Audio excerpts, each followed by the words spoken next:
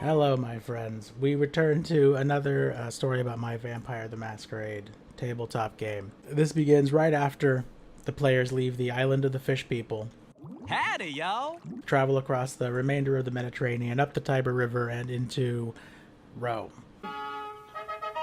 Welcome to Roman time. Guards, seize them. So all the player characters are from Rome, at least recently, if not born and raised there. They are returning back to what they're familiar with. So as soon as they arrive, they head off to their uncle's house, Uncle Tiberius, where they are greeted and given a place to stay. Uncle Tiberius is a little weirded out by the fact that they somehow escaped the siege of Saguntum and traveled across the whole city and then slept for an entire day, like completely dead to the world. But, you know how family is. And once they arrive in the city, they take some time to talk with their uncle, and they take some time to pay off Largatha, the debt that they owe her. In order to live here in the city, they're going to need to go and meet with the other vampires, the other elders who are in charge, the Eternal Senate. Because if you don't have permission to stay in the city, just like in the modern Knights, you will get fucking killed. So really the first thing they do is they travel to the Eternal Senate, which is a big building out near the Forum, and they meet with some of the NPCs who are hanging around there, three of whom are of particular importance, one being Ganzorig, ushers them in and explains to them the basic rules. Ganzorig is sort of like, seems to be the sheriff of the city. The players don't really know exactly how things function in Rome relative to their meta knowledge of, playing vampire in modern world. And of course their characters don't know anything about this, but he seems to be sort of the enforcer, and specifically tells them at one point that if they break the rules, he's the one who will come and destroy them. They also meet Camilla, who seems to be a pretty important person, and offers to speak up for them and make sure that they don't get killed in exchange for a favor, which they agree to. And so right off the bat, they are immediately indebted to him as soon as they arrive in Rome. And they also meet a vampire who is only referred to as the Record. But it is the Record who actually analyzes them with Auspex and is able to tell them, finally, what their clans are. Now, the players out of character know their clans, even though I did give them the option of choosing a random clan and having me just secretly roll for it. They all decided to pick what clans they are. But in character, this is the first time that they are learning that vampire clans are really a thing, and that they are part of specific clans. Maximus is of the clan Ventru. Wealth is what it's all about, Okerlund. It's the bottom line, and my wealth runs deeper than just dollars. The aristocrats and self-appointed leaders of vampire society. Lucretia is of the clan Lamia.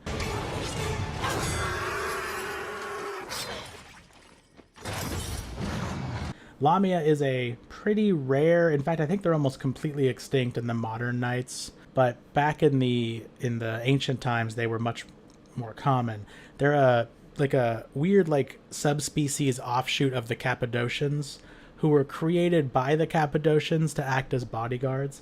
The Cappadocians are all a bunch of nerds, of course, so they created a subspecies of themselves specifically designed to just escort them around and beat on people, and that's the Lamia. They are muscle. Sharpavia, surprising no one, turns out to be a Toreador. Run that we're supposed to be going on, but I don't think you can run in those. Tell that to me at 21 escaping the Yakuza. Toreador are sort of the arts and crafts vampires, the Heathers of the vampire world. Titus Aquila turns out to be a Žmīts, or Smits, or Zmitsi, or Shamase, depending on who you speak to.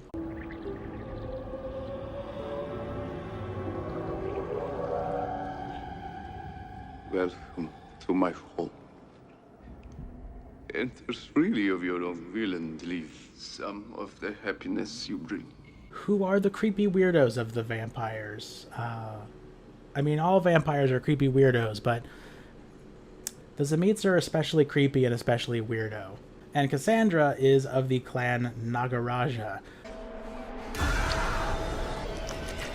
Another pretty rare clan that you don't see a lot in modern times, and honestly they're kind of rare in ancient times as well in the Western world. They're more common in the East. But the Nagaraja are a strange bloodline of vampires who have bizarre, fucked up, like, shark teeth. But what's also really notable and disturbing about the Nagaraja is that they all have a compulsion to eat flesh. So the Nagaraja can't just drink your blood. They have to, eat the juicy parts. They got to consume a little bit of that flesh. No secret, it's the meat. Don't skimp on the meat. I got a real good eye for prime meat. Runs in the family. Makes it very difficult for them to cleanly feed on people without drawing a lot of attention. Now that they know what clans they are all instructed that they have to go speak to the eldest of their clan. So they are each given a little document to go introduce themselves to their clan elder, who has to sign off on them being there. They all scatter off to the winds to go speak with different people. They have some pretty different experiences in this based on what clan they are members of. Cassandra has to go speak with Ganzorig, who is the eldest Nagaraja, the only Nagaraja in the city, in fact. He gives her a little sort of speech and pep talk, some advice on how, not to get killed in the city and how to make herself useful. Basically tells her that because of who she is, she's going to be seen as an outcast and a creepy weirdo by everyone. So she needs to find a lane for herself, figure out a job she can do that makes her valuable so that she's seen as something other than just that weird chick with the big ass teeth who is always eating dead people. Lucretia has to go meet with Atticus of Crete. Atticus is not a Lamia, he's a Cappadocian, but he is the oldest Cappadocian in the city. And because the Lamia are considered beholden to the Cappadocians, he counts as her elder. So she has to travel off to the old necropolis up in the hills where all the ancient Romans are buried. She does eventually run into him after having a kind of terse interaction with his Lamia protector. And she is escorted down into these tunnels of dead bodies to meet Atticus. Atticus is extremely socially awkward, doesn't really want to talk to people, and doesn't really interact with people very much. I did my best to play him as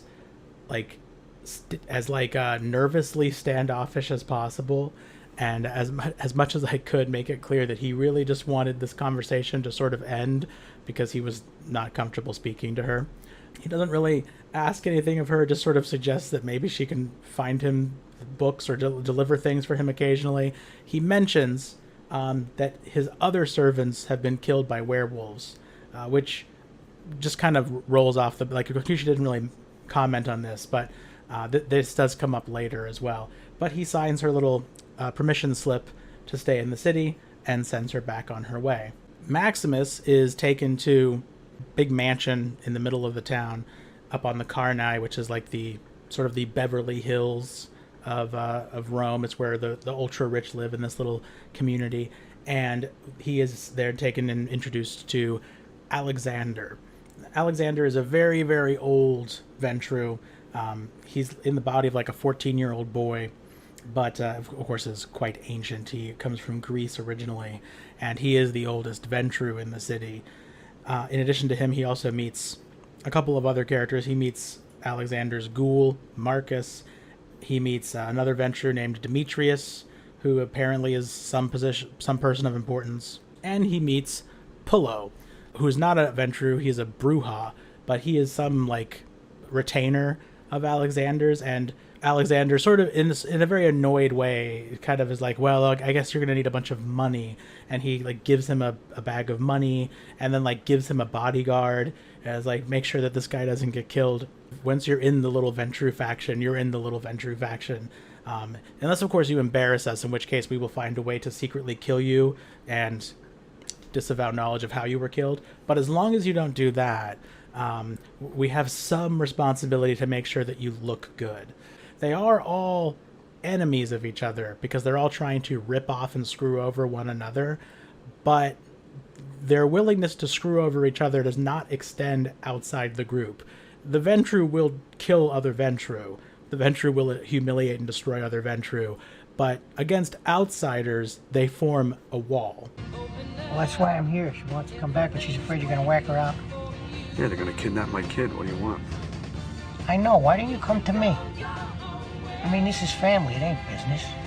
So Maximus, who is already rich, is just handed a bunch of free money, handed a bodyguard, and just sent on his way, with the very clear implication that whatever you do, don't embarrass us. Because if you embarrass us once, it won't be happening a second time. Now, Sharpathia is taken up to this house, which she is told is the House of the Trinity. She doesn't really know what that means. They don't know what the House of the Trinity is. But it is this gigantic, opulent mansion. And when they get up there, they meet Remus, who is a guest in this house. He lives there as like in their pool house or something.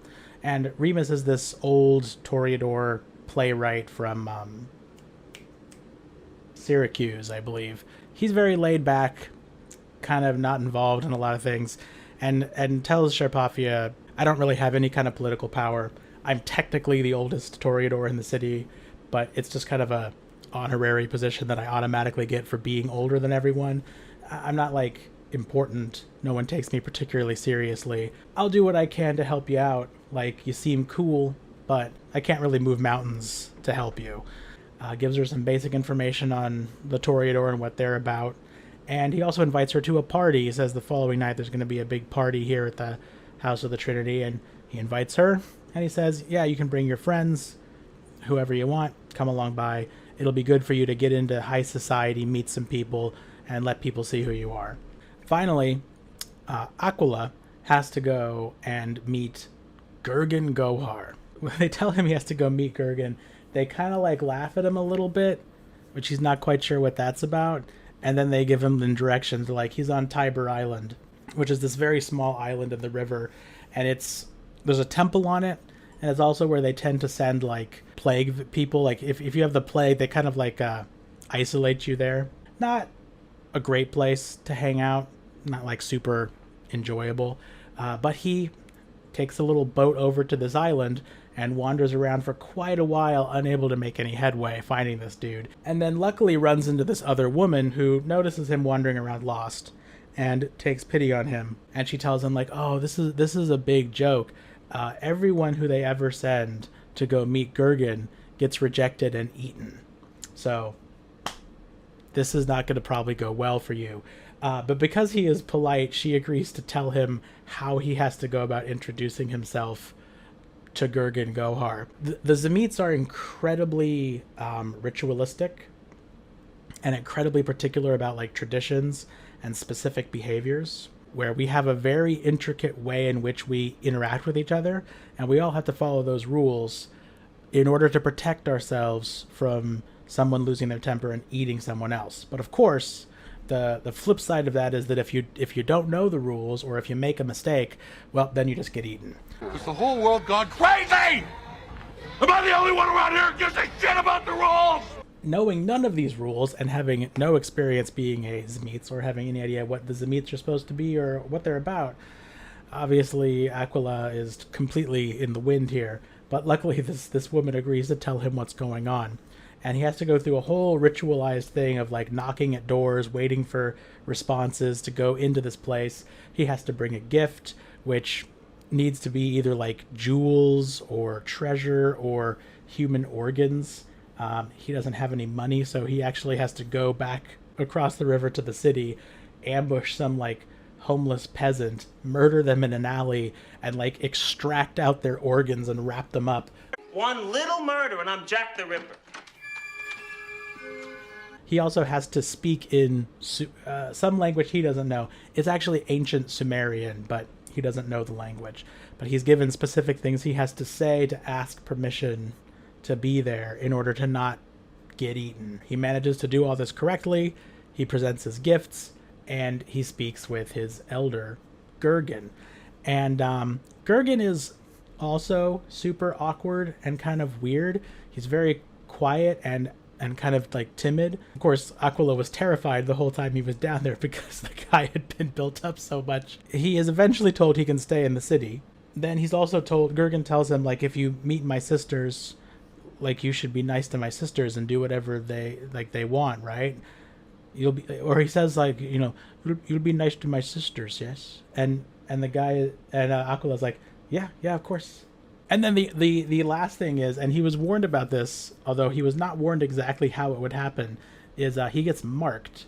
And the way he gets marked is Gergen grabs him and full-on French kisses him for about 5 minutes, during which time his tongue, his little flappy tongue, divides out into a bunch of little tongue fingers and basically like etch a branding into the inside of Aquila's mouth to mark him as a member of Clan Zmeets. The players were a little creeped out by that. Give me just half a second. What the fuck? The group is then told that the Senate has decided to grant them the Lower Aventine. The Aventine is a hill that sits outside of like the main city of Rome. It used to be not part of the city. It is now. It's kind of like the slums, and you know, it's not the nicest part of town. And there's like the Upper Aventine, and then there's a lower part of the hill that's the Lower Aventine. They're seen as like two different neighborhoods. The Lower Aventine is the part that they are being granted.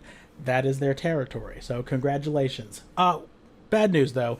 We also already have given that to another group of vampires who have pissed us off. So you are going to have to kill them in order to claim your territory. If you sleep anywhere else, we'll kill you. Good luck. As is normally the case with player character plans, they spent a good 45 minutes formulating a plan. At the end of that 45 minutes, their plan basically just kind of boiled down to, we'll go in there and see what happens. It wasn't really a plan in the classic sense. And as soon as they interacted with the NPCs at all, they immediately abandoned anything that they had previously been doing. They send Sharpafia and Pullo, the NPC, into the bar. Pullo knows these vampires, and they think Sharpafia seems like the least threatening and most sociable among us. We'll send her in to talk with them. The idea being we're going to lure them out of the bar. Sharpafia strikes up a conversation with this weird Ravnos guy. The conversation just kind of goes nowhere for a while. The Ravnos guy tells them like, oh yeah, I don't know, the other dudes, they're out. There was some guy we found who shit himself to death.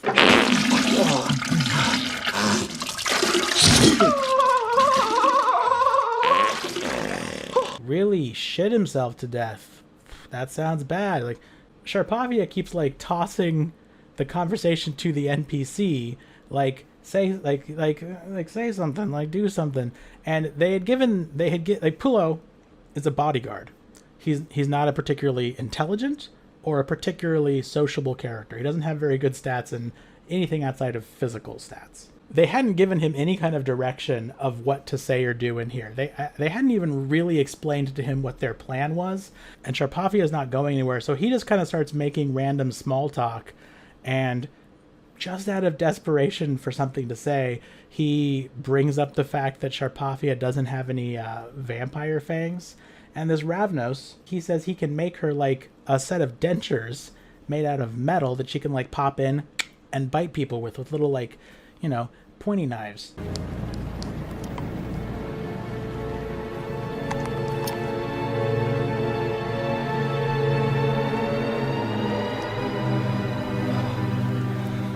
Oh, The whole time I'm waiting for Sharpafia to say something or make some sort of roll like, I try to lure this guy outside, since that was the plan. The rest of the players are out in an alley with their clubs like, we're ready. And she's supposed to lure him outside, and she's just talking about random things and never brings this up. And so she's like, yeah, I would love some cool vampire teeth. Can you make those for me right now? And he's like, absolutely. Come down into my basement. So they go down into this guy's basement, where he has like a big ass table with straps on it and like nail marks and blood. And he like whips out his tools, starts melting some metal in a little pot, and he's like, okay, now sit down on the table, we'll make a little clay cast of your teeth, and I'll start making up your dentures. As soon as they get down there, Sharpafia starts like panicking, like, oh fuck, why did I come down to this basement? This doesn't seem like a good idea at all. I'm in danger! here. She tells this dude, oh, you know what? I don't have any money. I forgot my purse. Can I go get my money? And tells him, like, I'm going to go get my mom, my stepmother, not my real mother, my stepmother, who has my purse. And I'm going to bring her down here so she can pay you. And she's being very suspicious. But she's rolling really, really high because she has tons of points in all of her persuasion and stuff. And this guy isn't, like, super bright. So she passes all these checks and he's like, yeah, okay. Like, this is going to be ready in, like, 3 minutes. It's like, I'll be right back. Like, right back. And then she just jets. And she leaves him down there with Pullo. She runs outside and she tells everybody, hey, guess what? Remember that guy that I was supposed to lure outside? He's in his basement making dentures. The players decide to sneak through the bar and into the basement to gank this guy. I told them, like, just make a stealth roll. And it was, like, extremely low difficulty. Just make a stealth roll to just walk through the bar without drawing attention to yourselves and go down into the basement without causing a commotion. So, of course, Cassandra critically fails. And not only does she critically fail her stealth check, she has a disadvantage that when she critically fails, she frenzies. And so she, like, crashes into a waiter, knocks their drinks over, and then just flies into a blind rage and starts attacking people. A bunch of patrons get up and are like, what the fuck? And they try and grab her. Lucretia also grabs her. Luckily, Lucretia has potence. The reason why it was so hard for them to restrain Lucretia when she was frenzying. She's the only one in the group with potence. But with potence, she's able to lock down Cassandra. So she's just, like, holding her. Like, she got her arms around, like, pinning Cassandra's arms and just kind of, like, directing her as she, like, frenzies and tries to attack everyone. That eventually the guy downstairs notices and he starts heading up. They, like, run into him on the steps. And I can't remember. I think either one of them told Pullo to attack the guy, or I was just like, at this point, I think Pullo would just attack the guy. And Pullo goes to punch him. Pullo, of course, being a Bruja, just one-shots this guy. He just, like, punches his head right the fuck off his body. But then things get worse. Everyone runs out of here. I think it was Sharpafia who gets up and, like, uses awe and is telling people, like, run, everyone, get out of here. And, like, all the patrons flee out of the bar into the street. They drag the frenzying Cassandra down into the basement for some reason. They all go down there and they leave Aquila up top. While they're down there, like, still trying to like, knock Cassandra out of her frenzy. She's still going nuts. And they're trying to, like, pick up the dead body of this Ravnos. Like, what do we do with this guy? We can hide him behind the rutabagas. Like, they're trying to figure out what to do with this guy. And the other three vampires from this pack show up. This Cappadocian and these two Nosferatus walk in, fresh from, you know, their investigation about the shit death. They have finished that. They're heading home. They see the bar where they live in. All these people are running out screaming, like, what the fuck is going on? They run in there, and they see the place is completely empty. All the, like, chairs and tables are knocked around. And this guy they don't know, Aquila, is just standing there. And immediately he's like, I tell them that I'm with their friend. They knew the guy's name. I can't remember it now.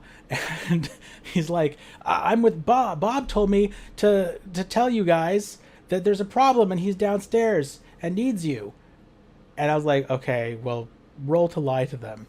And he rolls really well. I was like, oh, well, okay. He turns on auspex. Like just this woman comes in. But he has auspex up. And so he sees that this woman is flanked by these two Nosferatu who are cloaked, who are just like these big burly guys, like, looking around. These two twin brothers. The Cappadocian fails her empathy checks. And she's like, okay, let's go downstairs. She, like, starts walking towards the cellar. Aquila does the thing where he's like, oh, we're going into the basement, and he, like, very awkwardly yells, like, okay, Bob, here we come into the basement like you told us. I was like, oh, okay, roll again, because that's super fucking awkward. So this time he does not roll so well. And the Cappadocian rolls pretty well. And the Cappadocian just looks at him, and then she's just like, no. this ain't right. Fucking kill that guy. And the two Nosferatu just like blitz him. This was like the first real fight that had occurred in the game.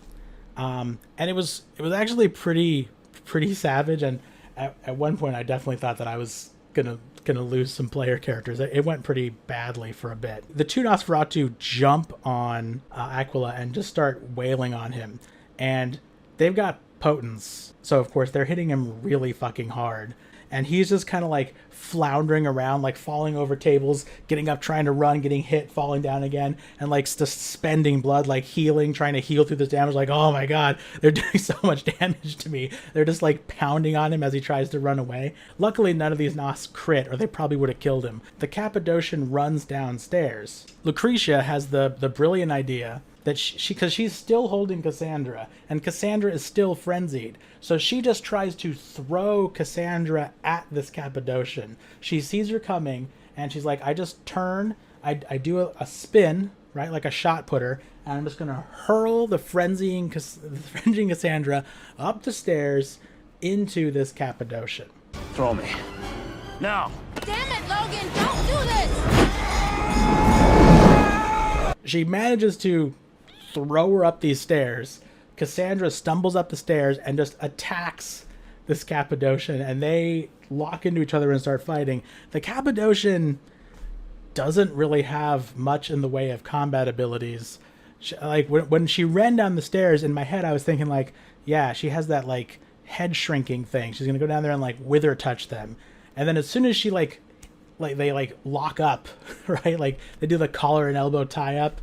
And as soon as that happens, I look at her stats, like, oh, she doesn't have Wither Touch. She has no skills at all. She has a little knife. That's it. So, like, Cassandra is just going completely apeshit, bites this woman, and is, like, trying to drain her of blood. And the woman is just flopping around, trying to stab her with, like, a steak knife. They tell Pullo, they're like, get up there and punch her. And so Pullo tries to, like, jump up the steps and Superman punch, but completely misses, and he punches like the stairs, which of course, because he has potence, just crashes, like breaks a whole like step of the stairs, and then all three of them, like Pullo, Cassandra, and this Cappadocian, fall through the staircase into like the space under the staircase. You know where Harry Potter lives? They fall into the Harry Potter zone. Pullo is down there like, Jesus Christ, as Cassandra is still going completely apeshit attacking this woman. Like, Aquila runs down. So now all the players are in the basement, and they look up at these Nosferatu who are standing at the doorway, and they're like, yeah, come down here and fight us. And the Nosferatu are just like, no, I don't want to go down there and fight you. You guys come up here. One of them is like, fuck this. He just runs over and grabs a lamp, and he runs over to throw the flaming lamp down the staircase to set them on fire. This was the point where I was like, this is bad. I couldn't think of a reason why the Nosferatu wouldn't do this. Well, I guess sometimes it has to be this way. And then something weirdly miraculous happened. Sharpathia was like looking through her abilities and finally was like, I'm gonna entrance. She was asking if she could entrance the Cappadocian, and I was like, short answer is no. So then she's like, well, fuck that then. Can I just entrance the Nosferatu? And I said, yeah, like, okay, you can try. So she rolls entrancement, and she hits one of the Nosferatu twins and entrances him.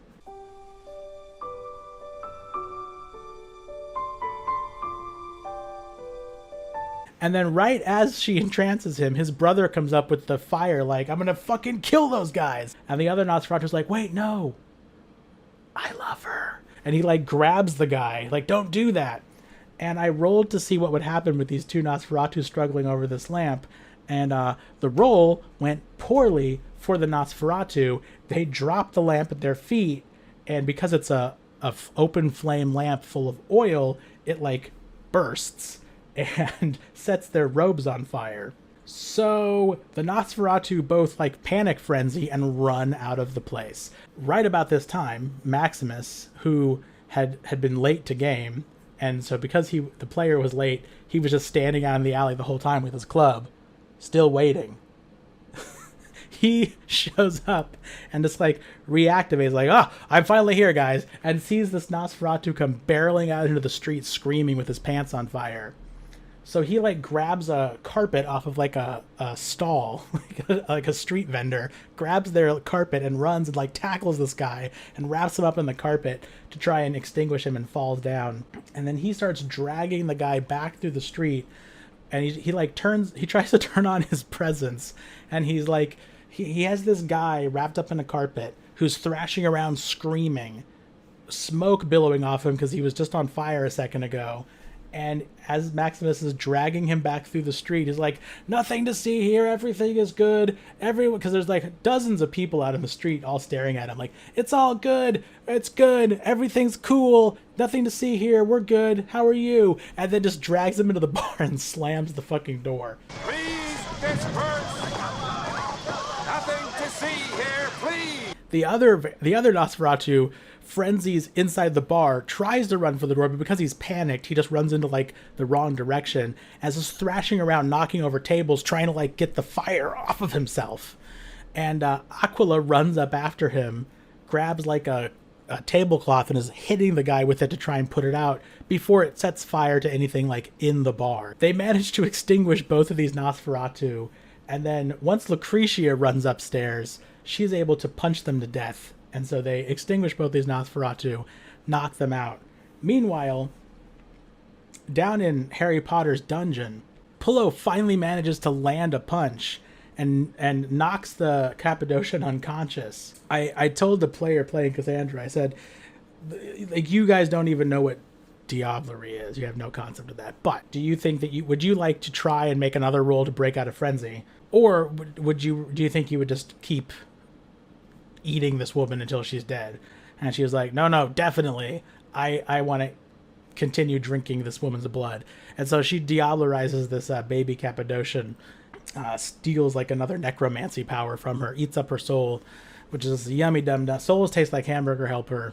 So they have finished their task. They then chop up these bodies, load them in a wagon, and have Aquila cart them off to the river to just like secretly dump them in the Tiber. Then they go back to Ganzorig and tell him like, hey, we killed those guys like you told us. And he's like, cool. The bar is yours. The Lower Aventine is yours. Don't fuck up. That's all I got. Hope that was entertaining. And I will see you in space.